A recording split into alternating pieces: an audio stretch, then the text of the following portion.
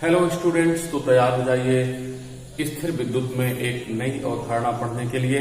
आज हम इस चैप्टर पर चर्चा करेंगे एक बहुत ही खास अवधारणा पर जिसका नाम है गॉस थ्योरम। लेकिन गॉस थ्योरम पढ़ने से पहले वो किस कॉन्सेप्ट की बेसिकली जरूरत महसूस करता है, उस अवधारणा पर आपका ध्यान पहले आकृष्ट करते हैं। आइए जानते हैं कि ये विद्युत फ्लक्स क्या चीज होती है। चलिए बिल्कुल अपन स्टार्ट करते हैं विद्युत फ्लक्स की अवधारणा पर। बच्चों, जब भी कोई पृष्ठ किसी विद्युत क्षेत्र में रखा जाता है तो उस विद्युत क्षेत्र के कारण उस पृष्ठ से विद्युत बल रेखाएं संबद्ध होने लगती हैं। अब ये पृष्ठ जो है विद्युत क्षेत्र में विद्युत क्षेत्र की तीव्रता के साथ किस कोण पर रखा जाता है, इस आधार पर यह तय होता है कि इस पृष्ठ से कितनी विद्युत बल रेखाएं किस दिशा में ये संबद्ध हो जाएंगी। अब उन किन बल रेखाओं को हम विद्युत फ्लक्स के रूप में डिफाइन करते हैं, आइए इस फिगर से क्लियर करते हैं। अगर हम ये मान लें कि ई तीव्रता का एक समरूप विद्युत क्षेत्र है और उसमें एक कोई पृष्ठ इस तरह से रखा हुआ है कि उस पृष्ठ पर अगर हम लंबवत रेखा खींच दें, यानी वो पृष्ठ का नॉर्म हम डिफाइन कर दें, तो ये पृष्ठ के नॉर्म से एक निश्चित दिशा में इस पृष्ठ का एक निश्चित क्षेत्रफल जो होता है, उस आधार पर हम विद्युत फ्लक्स को डिफाइन करते हैं। यहां आपको यह बताया गया है कि विद्युत क्षेत्र में रखे पृष्ठ के अभिलंब से एक निश्चित परिमाण का क्षेत्रफल विद्युत क्षेत्र की तीव्रता से थीटा कोण बनाया हुआ है। अर्थात नॉर्म से वो जो आपका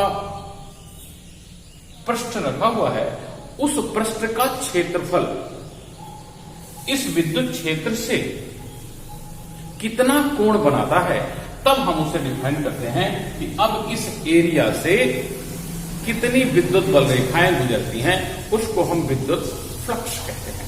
परिभाषित रूप में क्या कहते हैं कि विद्युत क्षेत्र में रखा हुआ कोई पृष्ठ और उस पृष्ठ के अभिलंबवत गुजरने वाली कुल विद्युत बल रेखाओं की संख्या को विद्युत फ्लक्स कहा जाता है।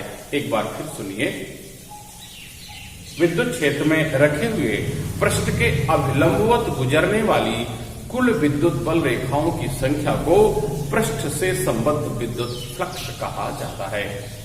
तो ये तो हो गई इसकी परिभाषा। देख लीजिए, ये विद्युत क्षेत्र की तीव्रता है और ये पृष्ठ इस तरह से रखा हुआ है कि इस पृष्ठ के अभिलंब से एक निश्चित कोण बनाता हुआ जो एरिया ऑफ सरफेस है, वो विद्युत क्षेत्र की तीव्रता से जो थीटा कोण बनाता है। तो ये कहेंगे कि इस पृष्ठ के अभिलंबवत गुजरने वाली कुल विद्युत बल रेखाओं की संख्या को विद्युत फ्लक्स कहते हैं।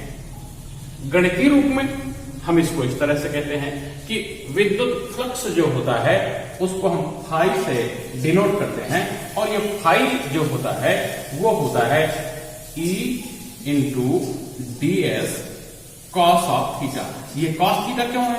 कॉस थीटा का मतलब है जब क्षेत्र से या क्षेत्र की दिशा से थीटा कोण बनाते हुए किसी दिशा पर हम एक भौतिक राशि की गणना करते हैं तो उसकी दो दिशाएं होती हैं। उस क्षेत्र की दिशा में उसको हम कॉस थीटा से डिफाइन करते हैं और उस क्षेत्र की दिशा के लंबवत उसे हम साइन थीटा से डिनोट करते हैं। तो मतलब विद्युत क्षेत्र की तीव्रता की दिशा में जो ये ds की दिशा होगी वो कॉस थीटा के रूप में डिफाइन होती है। इसलिए हम इस तरह से विद्युत फ्लक्स को कैसे डिफाइन करेंगे? Phi is equal to E into ds cos of theta. आगे चलते हैं। अब ये जो विद्युत फ्लक्स है वह अदिश राशि, इसकी कोई दिशा नहीं होती, जो कि दिशा के बारे में हम परिभाषा में ही बोल देते हैं, तो इसकी कोई दिशा नहीं होती, ये अदिश राशि है। ये दो प्रकार का हो सकता है मैग्नीट्यूड में, मतलब धनात्मक ऋणात्मक। अब जब इसका कोई मैग्नीट्यूड नहीं होता, मतलब इस पृष्ठ के अवलंबन एक भी विद्युत बल रेखा नहीं गुजर रही होती है, तो इसको क्या कहते हैं कि विद्युत फ्लक्स शून्य है। जब विद्युत बल रेखाएं उस पृष्ठ के अंदर प्रवेश करते हैं, उस पृष्ठ के अंदर प्रवेश करती हैं, तब हम विद्युत फ्लक्स को ऋणात्मक कहते हैं। और यदि विद्युत बल रेखाएं पृष्ठ के बाहर निकल रही होती हैं, तब हम उस विद्युत फ्लक्स को धनात्मक कहा करते हैं। Very good. विद्युत फ्लक्स के मात्रक की बात कर लेते हैं। ये आप देखिए, जब हम इसकी मैथमेटिक्स की बात करते हैं तो इसकी डेफिनेशन भी क्लियर हो जाती है। इसमें मैथमेटिकल एक्सप्रेशन क्या है? विद्युत क्षेत्र की तीव्रता और गुणे उसका क्षेत्रफल। मतलब ये डीएस एरिया जो है एक निश्चित दिशा में जो फ्लक्स के रूप में डिफाइन है, उस तरह से विद्युत फ्लक्स की डेफिनेशन क्या हो जाती है? विद्युत क्षेत्र की तीव्रता गुणे उसका एरिया। तो ये देखिए, इसका एसआई मात्रक भी ठीक क्या हो जाएगा? विद्युत क्षेत्र की तीव्रता और गुणे क्षेत्रफल। निकाल दीजिए। विद्युत क्षेत्र की तीव्रता का एसआई मात्रक आपको पता है, न्यूटन प्रति कूलम। उसमें मीटर स्क्वायर, क्षेत्रफल का जो एसआई मात्रक है वो मीटर स्क्वायर होता है। मीटर स्क्वायर का गुणा कर दीजिए। तो इस तरह से विद्युत क्षेत्र की तीव्रता के मात्रक में क्षेत्रफल के मात्रक का गुणा करने पर आपको एसआई मात्रक किसका? विद्युत फ्लक्स का मात्रक जो होता है न्यूटन मीटर स्क्वायर प्रति कूलम होता है। बच्चों, मैं पहले ही बता चुका हूं आपको कि जब भी आप कोई भौतिक राशि पढ़े तो उसकी दो चीजें नोट कर लें, एसआई मात्रक और विमीय सूत्र। विमीय सूत्र की बात कर ही लेते हैं बच्चों।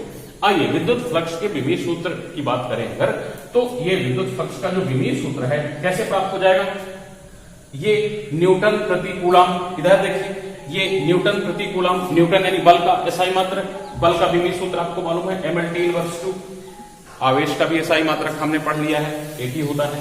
अब इसमें क्षेत्रफल के एसआई मात्रक की तरह एल स्क्वायर विमा का गुणा कर दीजिए तो क्या आ जाएगा? एम में कोई फर्क नहीं, एल देखिए ये एल स्क्वायर का गुणा हुआ है तो एल की पावर क्या हो जाएगी? यहां 3 हो जाएगी। अब ये T−2 पहले से है, T नीचे एक और आ गया तो T की पावर कितनी हो जाएगी? -2 की बजाय -3 हो जाएगी। ये A ऊपर जाएगा तो A की पावर -1। यानी विद्युत फ्लक्स का जो विमीय सूत्र है वो आ गया mL3 T−3 A−1। तो इस तरह से बच्चों आप विद्युत फ्लक्स क्या है, ये कितने प्रकार का हो सकता है इन मैग्नीट्यूड, ये अदिश राशि है, इसका एसआई मात्रक क्या है और इसका विमीय सूत्र क्या है, ये इसलिए हम पहले पढ़ लेते हैं क्योंकि जब हम गास प्रमेय अभी जस्ट आफ्टर इट हम गास प्रमेय को डिफाइन करेंगे, उसका एक्सप्रेशन करेंगे, तब आपको पता चलेगा कि इसकी परिभाषा ही, गॉस थ्योरम की परिभाषा ही बच्चों ये बताती है कि किसी विद्युत क्षेत्र में रखे हुए पृष्ठ के अंदर जो कुल उपस्थित आवेश होता है उसका विद्युत फ्लक्स से डायरेक्ट रिलेशन होता है। यही गॉस थ्योरम का स्टेटमेंट है। तो आइए आगे चलते हैं। गॉस थ्योरम क्या है, गणितीय विवेचना कीजिए। इस तरह का प्रश्न आता है, इसका उत्तर अपन लोग कैसे निकालते हैं। गॉस थ्योरम को एक्सप्लेन करने के लिए सबसे पहले इसकी परिभाषा पर बात करते हैं। आप फिगर में देखिए, इसमें एक गोलीय पृष्ठ हमने लिया है, यानी ऐसा एक पृष्ठ जिसका क्षेत्रफल गोले के क्षेत्रफल के या गोले के संपूर्ण पृष्ठ के बराबर होता है। हमने 10वीं में पढ़ा है, 11वीं में पढ़ा है कि जो गोलीय पृष्ठ होता है उसका संपूर्ण जो एरिया है, संपूर्ण क्षेत्रफल है, वो कितना होता है? 4πr²। तो हम एक गोलीय पृष्ठ ले लेते हैं और उसके अंदर एक आवेश की कल्पना कर लेते हैं। तब गॉसीय पृष्ठ में अपन ये देखते हैं कि कितना इसका इलेक्ट्रिक फ्लक्स होगा, और वही गॉस प्रमेय की परिभाषा है। परिभाषित रूप में इसे कहते क्या है कि समरूप विद्युत क्षेत्र में रखे किसी बंद पृष्ठ के अंदर जो कुल आवेश उपस्थित होता है, जो कुल आवेश उपस्थित होता है, उसमें अगर हम ε0 का भाग दे दें तो ये जो कुल राशि है वह उस पृष्ठ से संबद्ध विद्युत फ्लक्स को डिफाइन करती है, विद्युत फ्लक्स को डिफाइन करती है। मतलब अगर हम परीक्षा में उत्तर लिखें तो क्या कहेंगे? विद्युत क्षेत्र में रखे किसी पृष्ठ के अभिलंबवत गुजरने वाली कुल विद्युत बल रेखाओं की संख्या उस पृष्ठ से संबद्ध विद्युत फ्लक्स जो कहलाती है उसका मान पृष्ठ के अंदर उपस्थित कुल आवेश का 1/ε0 गुना होता है। या एप्सिलॉन 0वां भाग होता है। इसकी गणित समझ लीजिए बच्चों, आप तो होशियार बच्चे हैं। Q में 1 एप्सिलॉन 0 का गुणा जब इस तरह से परिभाषित करते हैं तब ये कहते हैं कि किसी विद्युत क्षेत्र में रखे पृष्ठ से संबद्ध कुल विद्युत फ्लक्स का मान उस पृष्ठ के अंदर उपस्थित कुल आवेश के 1 एप्सिलॉन 0वां गुना होता है। जब भाग के रूप में कहते हैं तब यही परिभाषा ऐसे आप बोल सकते हैं, विद्युत क्षेत्र में रखे किसी पृष्ठ से संबद्ध कुल विद्युत फ्लक्स का मान उस पृष्ठ के अंदर उपस्थित कुल आवेश का एप्सिलॉन 0वां भाग होता है। मैथमेटिक्स में कोई चेंज नहीं होता। इसको देख लीजिए, फाई इक्वल टू चाहे कहिए Q अपान एप्सिलॉन 0, यानी Q में एप्सिलॉन 0 का भाग आप दे रहे हैं, चाहे ये कहिए कि 1 एप्सिलॉन 0 इंटू Q, यानी Q में 1 एप्सिलॉन 0 का आप गुणा कर रहे हैं, बात एक ही है। अब मैथमेटिकल एक्सप्रेशन इसका कर लेते हैं। थोड़ा सा तिलक चंदन लगा दीजिए, मतलब वही माना जाना लिख लीजिए कि मान लेते हैं E तीव्रता का एक समरूप विद्युत क्षेत्र है, उसमें एक गोली पृष्ठ इस प्रकार से रखा है कि उस पृष्ठ का क्षेत्रफल अभिलंब से थीटा कोण बनाता है, अर्थात जो पृष्ठ का क्षेत्रफल है, संपूर्ण क्षेत्रफल है, वह विद्युत क्षेत्र की तीव्रता की दिशा में ही है। क्यों? क्योंकि it is clear from the figure that intensity of electric field also in having theta angle with respect to norm of this surface. विद्युत क्षेत्र की तीव्रता भी पृष्ठ पर खींचे गए अभिलंब से थीटा कोण पर ही है, यानी जो भी संपूर्ण पृष्ठ से संबद्ध विद्युत फ्लक्स है उसके लिए पृष्ठ का कुल क्षेत्रफल और विद्युत क्षेत्र की दिशाएं ये दोनों एक ही हैं। आइए गणित पर बात करते हैं। तो इस तरह से मान लिया कि ऐसे ऐसे, तब इस पृष्ठ के अंदर उसके केंद्र पर आपने माना कि O पॉइंट पर Q चार्ज रखा हुआ है, उससे R दूरी पर एक बिंदु P है जहां पर हमको संपूर्ण पृष्ठ की विद्युत फ्लक्स की गणना करनी है। तो सबसे पहले अपन क्या करते हैं बच्चों, ये जो total area of the surface है इसको टुकड़ों में विभाजित कर लेते हैं और एक छोटे से पार्ट का अपन विद्युत फ्लक्स निकाल लेते हैं। मान लेते हैं कि P पॉइंट पर एक छोटा सा एरिया ऑफ सरफेस ds है, तो इस ds से संबद्ध विद्युत फ्लक्स निकालने के लिए हम सबसे पहले क्या करेंगे, इस P बिंदु पर विद्युत क्षेत्र की तीव्रता को डिफाइन कर देंगे, क्योंकि जो विद्युत फ्लक्स होता है विद्युत क्षेत्र की तीव्रता गुणा क्षेत्रफल। तो विद्युत क्षेत्र की तीव्रता इस P पॉइंट पर क्या हो जाएगी, Q से R दूरी पर स्थित किसी बिंदु पर विद्युत क्षेत्र की तीव्रता की परिभाषा हम लोग सयाने हो गए, बहुत पहले से जानते हैं। विद्युत क्षेत्र की तीव्रता बराबर 1/4πε0 × Q/r²। आप चाहें तो इसको समीकरण नंबर 1 मान सकते हैं। सो इस छोटे से एरिया ऑफ सरफेस के लिए जो विद्युत फ्लक्स है छोटा यानी d, तो d फाई कर लेते हैं। फाई क्या है, विद्युत फ्लक्स का नोटेशन एक्सप्रेशन। तो छोटे से क्षेत्रफल के लिए जो विद्युत फ्लक्स का मान है वो d फाई कैसे डिफाइन हो जाएगा, E × ds of cos theta. cos theta basic definition. अब थीटा यहां चूंकि संपूर्ण पृष्ठ विद्युत क्षेत्र की दिशा में ही है तो इसको अपन क्या कहते हैं, theta is equal to 0, so cos 0 is equal to 1। तो ये डेफिनेशन क्या हो जाती है, d phi is equal to E × ds हो जाती है।